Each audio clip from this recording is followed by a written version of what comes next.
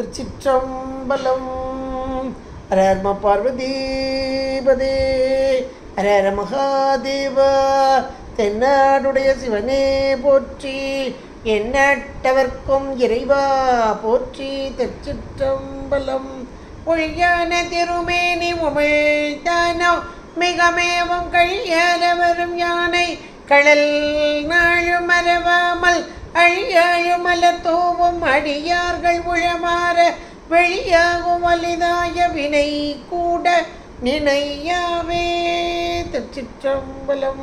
தில்லை குத்தபெருமான் திருவடிகளை சிரமேற்கொண்டு குருமகா சன்னிதானங்கள் பொற்பாதம் பணிந்து அடியவர் பெருமக்கள் பொற்பாதம் பணிந்து இன்றைய திருவாசக சிந்தனையிலே நீத்தல் விண்ணப்பம் என்ற ஒரு அருமையான பகுதியை நாம் சிந்தித்து கொண்டு இருக்கிறோம்.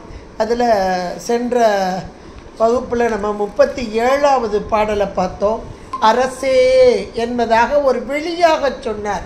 அரசே அறியா சிறியேன் பிழைக்கு அஞ்சல் எண்ணி நல்லால் விரைசேர் முடியாய் உடுதி கண்டாய் வெண் நகை கருங்கண் திரைசேர் மடந்தை மணந்த திருப்பொற்பத புயங்கா வரை சேர்ந்து அடர்ந்தென்ன வல்வினைதான் வந்து அடர்வனவே என்பதாக அருமையான ஒரு பாடலாக்கி தந்தார்.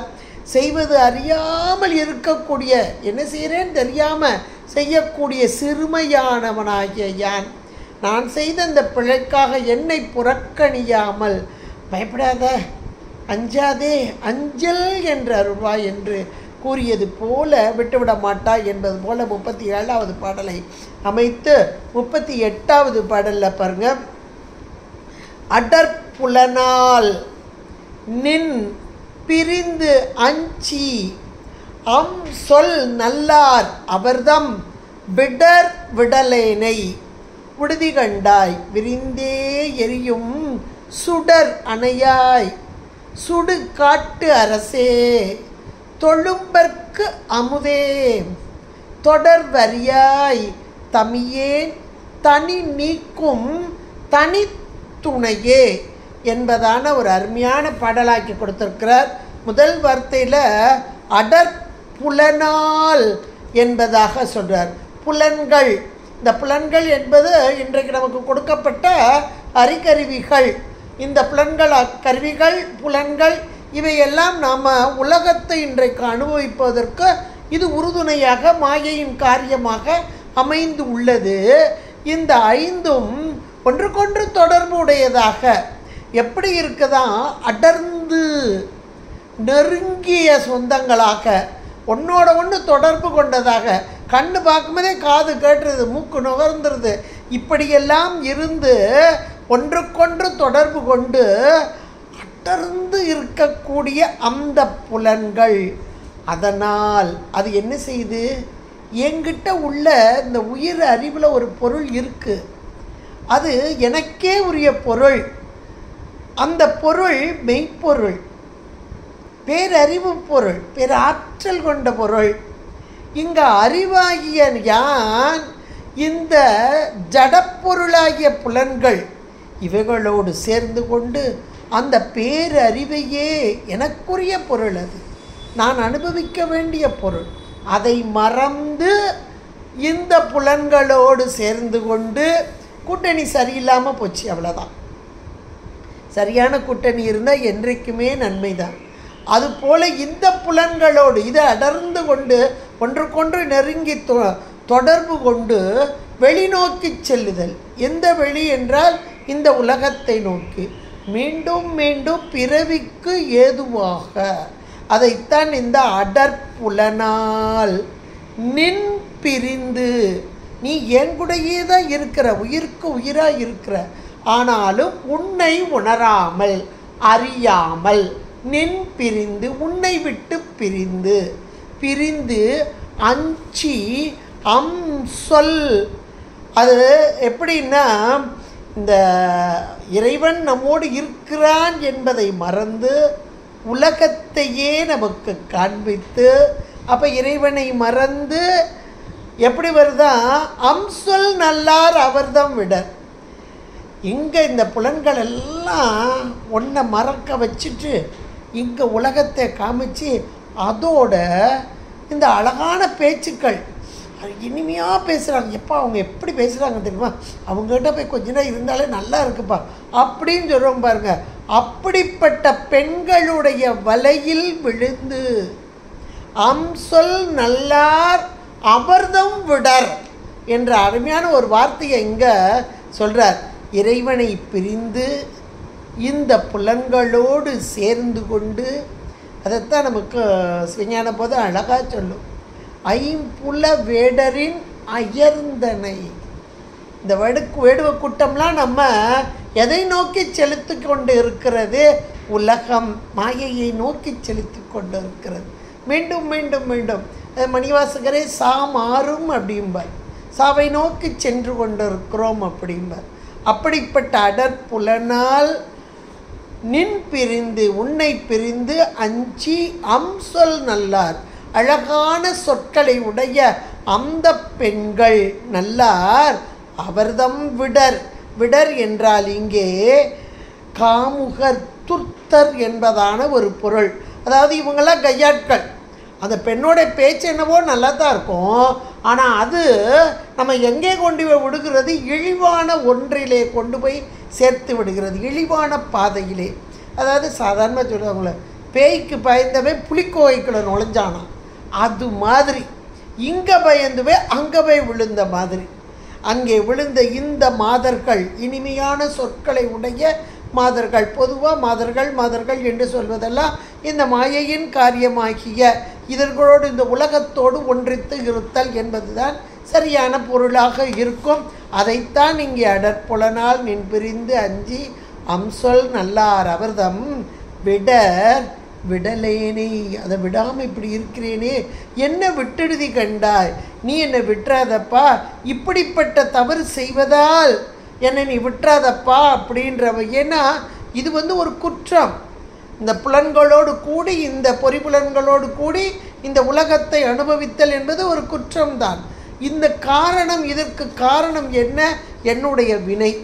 அந்த வினைகளை எல்லாம் இன்றைக்கு அனுபவித்து கொண்டிருக்கிறோம். மாயா காரியங்கள் மூலமாக நாம் அனுபவித்து கொண்டிருக்கிறோம் என்றால் இந்த மலம் என்ற ஒன்று, இது காரணமாக மலம் தேய வேண்டும்.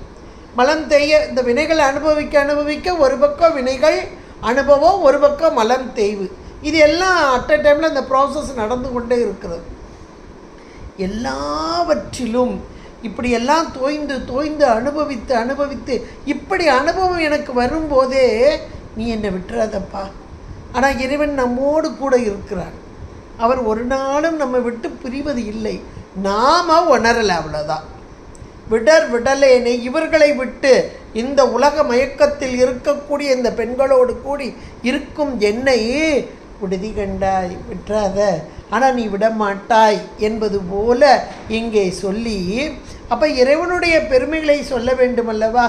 தன்னுடைய சிறுமையை சொல்லி, இப்படிப்பட்ட சிறுமை உடையவனாக நான் இருக்கிறேன், மீண்டும் மீண்டும் இந்த விட்டில் பூச்சி போய் அந்த தனக்கு மரணம் வரும் என்று தெரிந்தும் கூட அதில் சுடுது, ஆனாலும் மீண்டும் மீண்டும் அதிலேயே விழுகுது பாருங்க, அந்த ஒளியிலேயே.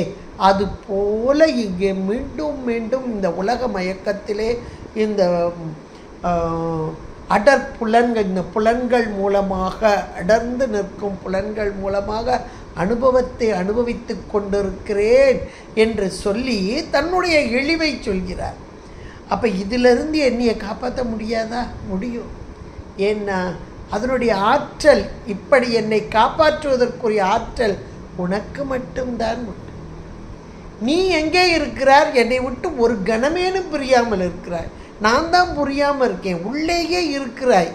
ஆனாலும் உன்னை அனுபவிக்காமல் வெளியே சென்று அங்கே உள்ள தீயதான ஒன்றையெல்லாம் நான் அனுபவித்து கொண்டிருக்கிறேன் என்று தன்னுடைய அறியாமையையும் இறைவனுடைய பேரறிவும் பெருங்கருணையையும் இங்கே எடுத்து சொல்கிறார். அப்போ இறைவனுடைய பெருமையை சொல்கிறார் பாருங்க. விரிந்தே எரியும் சுடர் அணையாய். ஏன்னா இந்த அடற்புலனால் பிரிந்து அஞ்சினார். புலன்கள் மூலமாக இன்றைக்கு அனுபவிப்பது என்பது மாயாக்காரியமாகிய இந்த பொறிகள் புலன்கள் மூலமாக. ஆனால் இந்த மாயை என்பது விளக்கத்தைத்தான் செய்ய வந்தது. உள்ளே இருக்கும் உயிர் அறிவிலே இருக்கும் மலம், இருளான மலம், அது விளக்க வந்த பொருளை மயக்குகிறது, திரிபாக்குகிறது. அப்போ ஒன்றை பிரிதொன்றாக மயங்கி திரிபாக ஐயமாக திரிபாக இங்கே காண்கிறோம் என்றால் அதற்கு காரணம் ஆணவ இருளே, ஆணவ இருளே. அப்போ அந்த இருளை நீக்க வேண்டும் என்றால் எது வரணும்? ஒளி வரணும். ஆணவ இருள் காரியமாகத்தான் இந்த புலன்களெல்லாம் அங்கே வெளியே சென்று கொண்டு இருக்கிறது. அந்த இருள் நீங்கிவிட்டால் இந்த புலன்கள் இறைவனையே, உள்ளே இருக்கும் இறைவனையே காணும் கரணங்கள் எல்லாம் பேரின்பம் என என்று சொல்வார். அப்போ காணும் காட்சியெல்லாம், வெளியே காணும் காட்சியிலெல்லாம் இறைவனை பார்க்கும் தன்மை என்பது இந்த உயிருக்கு வந்துவிடும். இப்போது நமக்கு உலகத்தை நம்ம அனுபவிக்கிறோம், ஆனால் உலகத்தில் சிவம் தெரியுதா? தெரியலை. உலகத்து பொருளே ஒழுங்காக தெரியல. அது இப்படி இருக்குமோ? நம்ம கண்ணுக்கு தான் அப்படி தெரியுது. வெளியே பார்க்க நல்ல மாதிரி இருக்காங்க, ஆனால் உள்ளுக்குள்ளே எதையோ வச்சுட்டு தான் பேசுகிறாங்களோ அப்படின்னெல்லாம் நம்ம நினைப்போம். இதற்கெல்லாம் காரணம் நம்முடைய உயிரின் அறிவில் இருக்கும் மலம்தான், இருளான மலம். அந்த இருள் நீக்கம் பெற வேண்டும் என்றால், இப்போ வெளியே ஒரு இருள் இருக்கிறது அப்படின்னா அதை நீக்கிறதுக்கு வெளியே இருந்து ஒரு ஒளி வந்தால் போதும். ஒரு சூரிய ஒளி வந்தால் இருள் நீங்கிடும். அல்லது கையில் ஒரு டார்ச் லைட்டு, ஒரு விளக்கு இருந்தால் இந்த இருள் எல்லாம் நீங்கும். உள்ளே உயிரின் அறிவில் இருக்கும் அந்த இருள் மலம் நீங்க வேண்டும் என்றால் எது வர வேண்டும்? இறைவன். அந்த இறைவன் எப்படி இருக்கிறான் என்பதைத்தான் இங்கே சொல்கிறார். அந்த இறைவன் எல்லாருமே நமக்கு இறைவனை ஜோதியே சுடரே என்று இவரும் சொல்வார். நம்முடைய அருளாளர்கள் எல்லோருமே ஒளியான திருமேனி உமிழ்தான் மிகமேவும், ஒளியான திருமேனி என்று சொல்வார் உமாபதி சிவாச்சாரியார். அப்போ நம்முடைய அருளாளர்கள் எல்லாம் இறைவனை ஜோதியாக சுடராக காணும் தன்மை. அப்பர் பெருமான் திருவையாறு அகலாத செம்பொற்சோதி என்பார். அந்த பதிகத்தில் முழுக்க ஒவ்வொரு இதுலேயுமே திருவையாறு அகலாத செம்பொற்ஜோதி என்பார். செம்மையான ஜோதி என்பதாக இறைவனை எல்லா இடங்களிலும் இவர்கள் ஜோதியாக. ஏனென்றால் இந்த இருளை நீக்க வந்த அந்த ஒளி, அந்த ஒளி எப்படிப்பட்டது? வெளியே உலகத்தில் இருக்கக்கூடிய ஒளி நமக்கு தெரியும். ஒரு சூரியன் வருகிறது, ஒரு சந்திரன் வருகிறது, ஒளி தருகிறது என்றெல்லாம் நம்ம பார்க்குறோம். ஆனால் இவைகளெல்லாம் ஒரு குறிப்பிட்ட நேரம், இப்போ சூரியன் வருது அப்படின்னா இப்போ நம்ம பகுதிக்கு ஒரு நேரம் தெரியுது, அப்புறம் அடுத்த நாடுகளுக்கு இன்னொரு பகுதி தெரியுது. அதுவும் கூட நமக்கு முழுமையான, இப்போ மேகக்கூட்டங்கள் வந்துன்னா சூரியன் மறைஞ்சி இருக்கக்கூடியதாக இருக்குது. இப்படியெல்லாம் இருக்கிறது அந்த சூரியன். ஆனால் ஒரு ஜடப்பொருளாக இருந்தாலும் ஒளிப்பொருள் தான். ஆனால் இறைவனோ எப்பொழுதும் பிரகாசமாக, தற்பிரகாசம், தானே ஒளிவிடும் பொருளாக. அதுலேயும் நமக்கு இவர் அப்பர் பெருமானே செல்லும் சுடராய் சென்று அடிகள் நின்றவாறே என்பார். ரொம்ப செல்லும் சுடர், எழும் சுடர், பரம் சுடர் என்றெல்லாம் சொல்வார். திருப்புகழூர் பதிகத்தில் நெடும் சுடர், அப்படி ஒவ்வொரு இடத்துலையும் பார்த்திங்கன்னா சுடராக சொல்வார். அப்படிப்பட்ட இறைவன். இன்னும் நமக்கு நக்கீரர் முருகாற்றுப்படையில் முருகப்பெருமானை சொல்லும்போது கூட அப்படி ஜோதி, அதுவும் இந்த சூரியன், ஒரு சூரியன், இது சதகோடி சூரியன் எழுந்தால் எப்படி வரும் அது போல என்பார். கந்தர் கலிவன்பாலையும் அப்படி தான் சொல்வார். அப்படிப்பட்ட இறைவன் எதற்காக? நம்முடைய உயிர் அறிவிலே இருக்கும் இருளான மலம் நீங்கும் வண்ணமாக இந்த இறைவனோ தானாக பிரகாச. என 7 குணங்களில் இறைவன் சுதந்திரத்தன்மை, மலங்களிலிருந்து நீங்கியவன், இப்படிப்பட்ட குணங்கள்லாம் நம்ம பார்க்குறோம். அப்போ தற்பிரகாசமானவன். அதைத்தான் இங்கேயும் சொல்கிறார். விரிந்தே எரியும், ஒரு பக்கம் மட்டும் எரியக்கூடியதில்லை, உள்ளும் புறம்புமாக ஒளிவிடக்கூடிய இந்த ஜோதி, அதுதான் இங்கே விரிந்தே எரியும் சுடர் அணையாய் என்பதாக இந்த இறைவன் சுடரானவன், ஒளியானவன், அந்த சுடர் விரிந்து, விரிந்து என்றால் வியாபகத்தன்மை, பெரு வியாபகம், எல்லா உயிர்களிலும் இருந்து சுடர் விடும் ஜோதி. ஒரு பக்கம் இப்போ சூரியன்னா இப்போ இந்த நம்ம உலகத்துக்கு ஒரு பக்கத்துக்கு தான் அது இப்போ நமக்கு பிரகாசமாக இருக்குது, இன்னொரு பக்கம் அது மறைக்கப்பட்டிருக்கு. ஆனால் இறைவனோ எல்லா உயிர்களிடத்தும் பிரகாசமாக, தற்பிரகாசமாக, உள்ளும் புறம்புமாக ஒளிவிடக்கூடிய பொருள். அதுதான் இந்த இடத்துல விரிந்தே எரியும் சுடர் அணையாய். இது பெரு வியாபகமாக பேரொளி பிழம்பாக இருக்கும் இறைவன் என்பதை அழகா சொன்னார். அடுத்து சொல்றாரு, சுடுகாட்டு அரசே என்கிறார். சாமி எங்கே இருக்கிறார்னா நம்ம சாமி சுடுகாட்டில் தான் இருப்பார். சுடுகாட்டில் நள்ளிருளில் நட்டம் பயின்றாடும் நாதனேம்பாங்க. திரு ஆலங்காட்டில் உருத்துவ தாண்டவத்தை இன்றைக்கும் அம்மை கழித்து கொண்டிருக்கிறாள், கண்டு கழித்து கொண்டிருக்கிறாள் என்றெல்லாம் சொல்கிறார். எந்தெந்த சுடுகாடு இருக்கோ அத்தனை சுடுகாட்டிலையும் இவர் தான் நின்று ஆடிக்கொண்டு இருக்கிறார். அதாவது சங்கார காரணன், ஊழிக்காலத்திலே எல்லாவற்றையும் ஒடுக்குபவன். அதுலேயும் பேரூழி காலத்தில் இந்த இறைவன் எல்லாரையும், எல்லா உயிர்கள் உடைமைகள் அத்தனையையும் தத்தம் காரணங்கள் ஒடுக்கி இவன் ஒருவனே விளங்கி தோன்றுவான் பேரூழி காலத்திலே. அப்புறம் திரும்ப புனர்வுற்பத்தில் இந்த சிருஷ்டிக்கு நிமித்த காரணனாக இருக்கக்கூடிய இப்படி சங்கார காரணனே முதல் அப்படிம்பார். அப்படி சங்கார கர்த்தன் இந்த சங்கரன், இவன் அன்றி வேறு ஒருவரும் இல்லை என்பதை இங்கே சொல்வதற்குத்தான் சுடுகாட்டு அரசே என்று அருமையான ஒரு வார்த்தையை போட்டார்.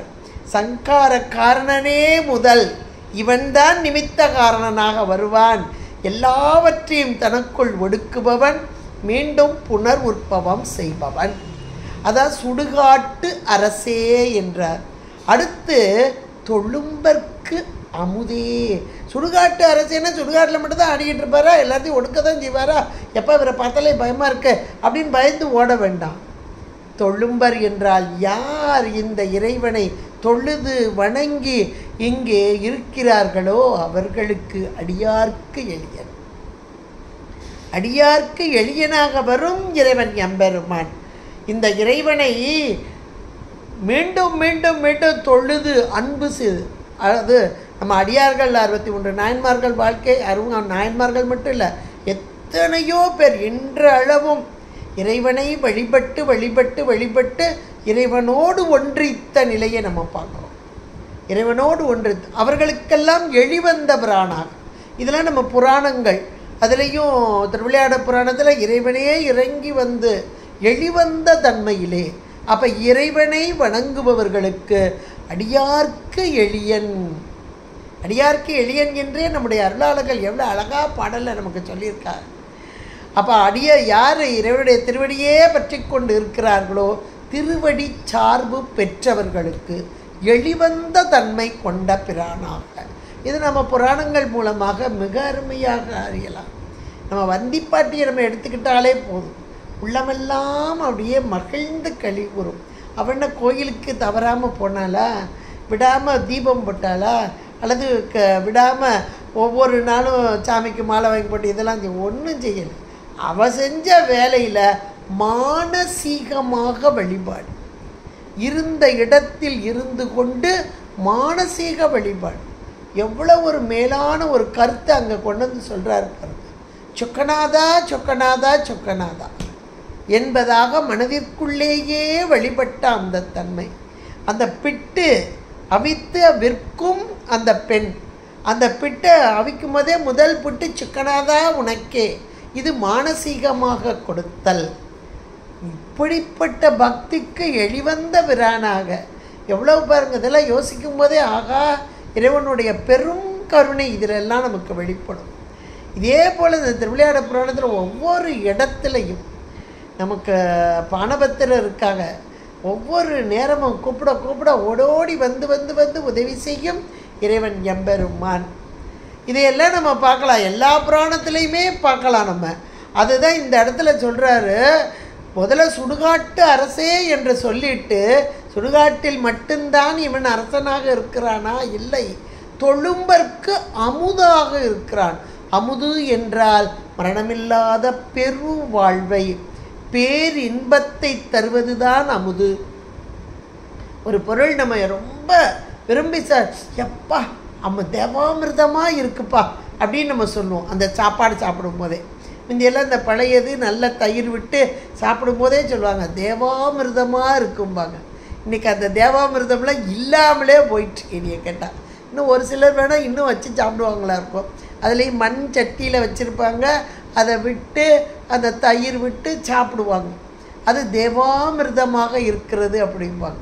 அதைத்தான் இங்கே சுவாமி எப்படி இருக்கிறாரா, யாருக்கு எது பிடிக்குமோ, நமக்கு பிடித்தமான பொருளை சாப்பிடும்போது தானே அது தேவாமிர்தமாக இருக்குது அப்படிங்கிறோம். ஆனால் உண்மையிலே அமுது என்பது நமக்கு மரணத்தையே தராத பெருவாழ்வு தருவது அமுது. இங்கே தொழும்பற்கு யார் இந்த இறைவனை தொழுது வணங்கி விடைவிடாது இருக்கிறார்களோ அவர்களுக்கு அமுதாக இருப்பவன், மரணமில்லாத பெருவாழ்வை தருபவன், பேரின்பத்தை தருபவன். பேரின்ப பொருள் இவனுடைய வடிவே பேரின்பம்தான். அந்த பேரின்ப வடிவான இவன் இந்த தொழுக்கூடிய இவனுடைய திருவடியே தொழுது வணங்கக்கூடிய அடியவர்களுக்கு பேரின்பத்தை தருபவன். அதான் தொழும்பற்கு அமுதே என்றார். அப்படி தொழும்பற்கு அமுதே என்று சொல்லிட்டு அடுத்த வார்த்தையை சொல்றாரு, தொடர்பு அறியாய் என்ற மாத்திரத்தில். தொடர்பு அறியாய் என்றால் நான் தொடர்ந்து உன்னை வணங்க வேண்டும், வாழ்த்த வேண்டும், உன்னை விட்டு பிரியாமல் இருக்க வேண்டும் என்று நான் நினைத்தால், ஆனால் என்னால் தொடர்ந்து வர முடியலையே, என்னால் தொடர்ந்து வர முடியலையே. அந்த வார்த்தையை கொஞ்சம் யோசிச்சு பாருங்க. நான் தொடர முடியுமா இவனை? அவன் என்னை பற்றி கொண்டா வரலாம், நான் போய் அவனை தொடர முடியாது. அது நான் என்ற முனைப்பு. அதனால தான் அந்த 2 பேருக்கு இன்றைக்கு காட்சிப்படாததுக்கு காரணம் என்ன? நான் பார்த்து விடுவேன் என்ற முனைப்பு. அந்த தன் முனைப்பு உள்ளவர்களுக்கு இறைவன் காட்சிப்பட மாட்டான். அதான் தொடர்பு அறியா என்ற மாத்திரத்தில் இவனை தொடர்ந்து வர முடியுமோ, என்னால் முடியுமோ?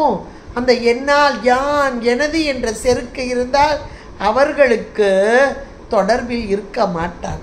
தொடர்பு அறியாய், அவனோடு அங்கே தொடர்பாக இருக்க முடியாது, தொடர முடியாது.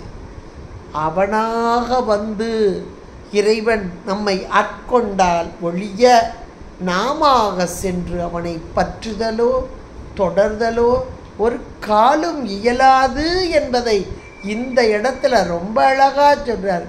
தொடர்பு அறியாய் தமியேன் தனி நீக்கும் தனித்துணையே.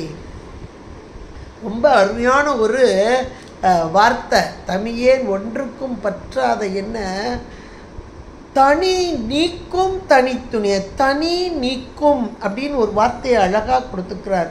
அந்த தனி நீக்குதல் என்றால் உயிர்களாகிய நாம் இன்றைக்கு கட்டப்பட்டிருக்கிறோம். பச்சென்றால் கட்டப்படுதல். எதனோடு கட்டப்பட்டிருக்கோம்? மலக்கட்டுகளோடு கட்டப்பட்டிருக்கிறோம். இந்த மலக்கட்டு சார்பு. அதனால் இந்த உலகம் மாயை வினைக்கு ஏற்ப உடம்பு. இந்த உடம்போடு கூடி வாழும் காலத்திலே நமக்கு வரக்கூடிய உறவுகள் சார்பு. இந்த உறவு சார்பெல்லாம் என்னுடையது என்னுடையது என்று நாம் நினைத்து கொண்டிருக்கிறோம். அந்த உறவும் உயிரான உறவு ஒன்று. அதாவது இது என்னுடைய குழந்தை, இது என்னுடைய உறவுகள், இது என்னுடைய உடன்பிறப்புகள், இது என்னுடைய கணவர், இப்படிப்பட்ட உறவுகள். அடுத்து ஜடப்பொருளான உறவு. ஜடப்பொருளை நமக்கு இருக்குது. இது என்னுடைய பொருள், இது என்னுடைய வீடு என்பதான ஜடப்பொருள். இவையெல்லாம் எனது எனது எனது என்று இருக்கக்கூடிய இதெல்லாம் எப்படிப்பட்டது? இந்த மாயையின் காரியமாக, மாயை வினைக்கு ஈடாக வந்த உறவு கூட்டங்கள். உறவு கூட்டங்கள் உயிர் பொருள், உயிரற்ற பொருள். இவையெல்லாம் நமக்கு துணையாக வருமா? எத்தனை காலம் வரும் யோசிச்சு பாருங்க. நல்லா படுத்துகிட்டே யோசித்தோம்னா நல்ல செல்வம், வருமானம் அல்லது நம்முடைய வர்றவங்களெல்லாம் வரவேற்கிற வரைக்கும் உறவுகள் இருக்கும். வரவேற்பு குறையும் போது உறவுகளும் குறைஞ்சிடும். இன்னும் நம்ம கொடுக்கறது குறையும் போது இன்னும் உறவுகள் குறைஞ்சிடும். பேச்சு குறைஞ்சிட்டா எல்லா உறவுகளுமே நின்று போகும். இப்படி ஒன்றொன்னா நின்று போகும். கடைசியில் சரி இந்த உறவாவது போயிட்டு போகுதுன்னு வைங்களேன், கடைசி ஒரு இடத்துல தனி வழிக்கு அப்படிம்பார் அருணகிரி பெருமான். தனியான ஒரு வழி, பயந்த தனி வழிக்கும்பார். அது பயத்தோடு போகிற தனி வழிக்கு யார் துணையாக இருப்பார்? வடிவேலன் செங்கோடன் மயூரமுமே என்பார். பயந்த தனி வழிக்கு துணை அப்படிம்பார். அந்த தனியான ஒரு வழி என்று ஒன்று உண்டு, எல்லாருக்கும் உண்டு. அன்னைக்கு யாரும் நம்ம கூட்டணி போட்டு போக முடியாது. இன்றைக்கு நாம் உறவுகள் என்று சொல்வதெல்லாம் அன்றைக்கு நம்மோடு வர முடியாது, வரவும் செய்யாது. இப்போ நம்மக்கிட்ட இருக்க நகைகளே வச்சுக்கிறேன், நான் பார்த்து செஞ்சேன், என்னுடைய வருமானத்தில் செஞ்சேன், என்னுடைய பணம் அப்படிலாம் நம்ம சொல்லிக்கலாம். அதில் 1 கிராம் தங்கத்தை கூட நம்மளோட போட்டு அனுப்ப மாட்டோம். 1 கிராம் என்ன விலையாக இருக்குது, அது இப்போ இருக்கிற விலையெல்லாம் நம்ம எல்லாத்துக்கும் தெரியும். 1 கிராம் கூட போட்டு அனுப்ப மாட்டோம். நானே சம்பாத்தியம் பண்ணது, நானே கழுத்துலேயே நிறையா பேர் போட்டிருப்பாங்க. ரொம்ப வயசானாலும் கழுத்தை விட்டு நீக்க மாட்டாங்க நகையெல்லாம். என்னோடதுன்னே வச்சுருப்பாங்க. யோசிச்சு பாருங்கள், இது ஏதாவது நமக்கு வருமா? எந்த உறவுகளும் வராது, எந்த உயிரற்ற ஜடப்பொருளும் நம்மோடு வராது. தனியான ஒரு வழி, அந்த வழியிலே துணையாக நிற்பது யார் என்றார். அப்பொழுதும் இறைவன் நமக்கு துணையாக இருக்கிறார். நம்முடைய சாத்திரங்கள் மிக தெளிவாக சொல்லு. கேவல நிலை ஒன்றுமே உடம்பே இல்லாத கேவல நிலையிலே சுவாமி உள்ளே இருக்கிறார். சகல நிலை இன்னைக்கு உடம்போடு கூடியிருக்கும் போது உள்ளே இருக்கிறார். நாம் அறியாமல் எங்கேயோ வெளியே போய்கிட்டே இருக்கோம். நீ உள்ளே இருப்பா, நான் கொஞ்சம் அனுபவிச்சுட்டு வரேன் அப்படின்ட்டு இந்த புலனால் முதல் வார்த்தையை சொன்னார்ல, அடற்புலனால் நின் பிரிந்து அஞ்சி ஒன்றை பிரிஞ்சுட்டு இந்த அம்சொல் நல்லார் அவர்தான் விடலேனே இங்கிட்டு வெளியே போயிட்டேன், நீ இருண்டு. இப்போ கடைசி காலம் வந்துட்டு அவங்க எல்லாம் போயிட்டாங்க. அதெல்லாம் சொந்தம்னு நினச்சேன், அவங்களாம் போயிட்டாங்க. இப்போ ஒன்றை தவிர எனக்கு ஆள் இல்லைப்பா அப்படின்னு இப்போத்தான் உள்நோக்கிய பார்வை என்பது உள்ளே இருக்கும் இவன் நமக்கு தனித்துணையாக, தனி நீக்கும் தனித்துணையாக, என்னுடைய தனிமையை நீக்கக்கூடிய, என்னுடைய தனிமையை நீக்குவதற்கு யாருக்கு அதிகாரம், யாரால் முடியும் என்றால் இந்த இறைவனுக்கு மட்டுமே முடியும். அப்படிப்பட்ட என்னுடைய தனிமையை நீக்கும். ஏன்னா அந்த நேரத்திலும் நமக்கு உற்ற துணையாக, உறுதுணையாக, உடனாக வருபவன் இறைவனே. இதைத்தான் நமக்கு மணிவாசகர் திருப்புலம்பல் அழகா சொல்ற. உற்றாரை யான் வேண்டேன், ஊர் வேண்டேன், பேர் வேண்டேன், கற்றாரை யான் வேண்டேன், கற்பனவும் இனி அமையும், குற்றாலத்து அமர்ந்து உரையும் கூத்தா உன் குறை கலர்க்கே அப்படிம்பார். நம்முடைய அப்பர் பெருமான்னு சொல்வார். அந்த கடைசி நேரம் நமக்கு யார் துணையாக இருக்கிறார்? உற்றார் ஆர் உளரோ உயிர் கொண்டு போகும் பொழுது குற்றாலத்துறை குத்த நல்லால் யாரு நமக்கு துணை கிடையாது. அப்போ அதைத்தான் இந்த வார்த்தையில் ரொம்ப அழகாக சொல்கிறார்.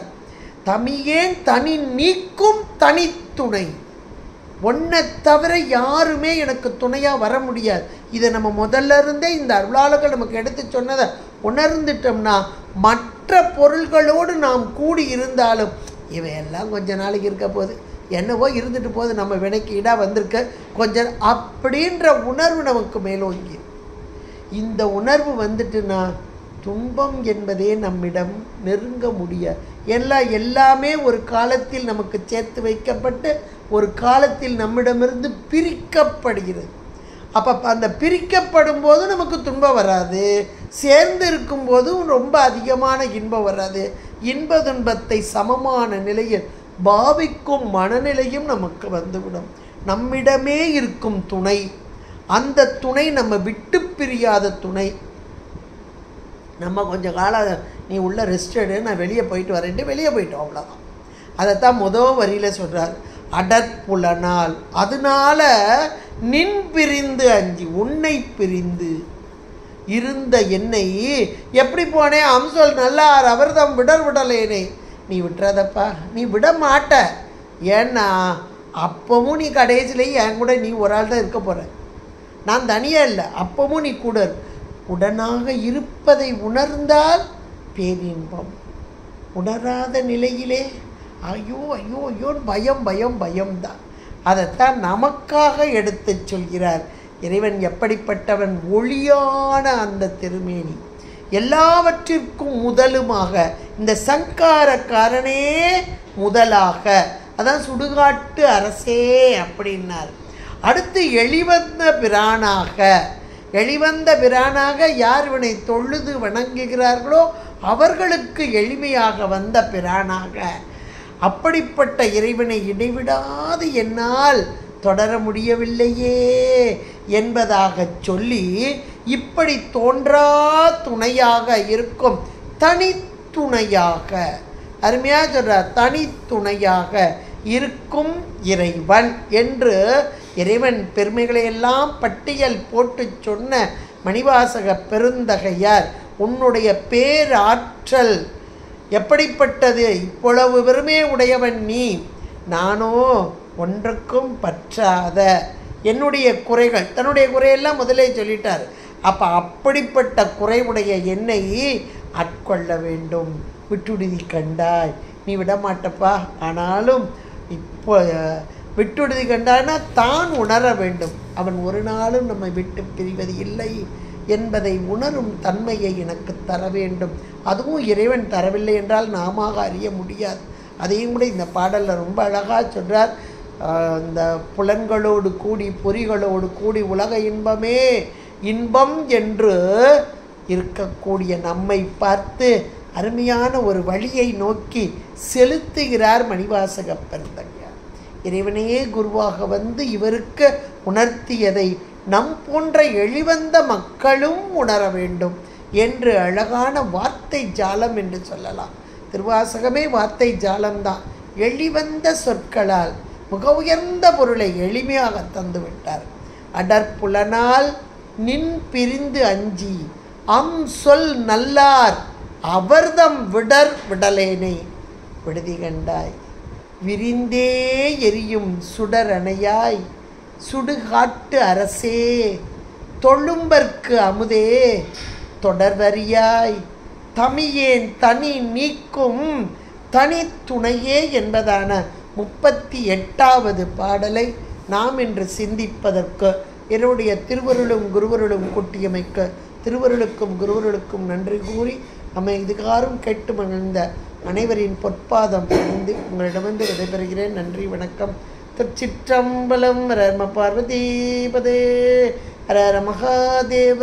தென்னாடுடைய சிவனே போற்றி, எந்நாட்டவர்க்கும் இறைவா போற்றி. திருச்சிற்றம்பலம்.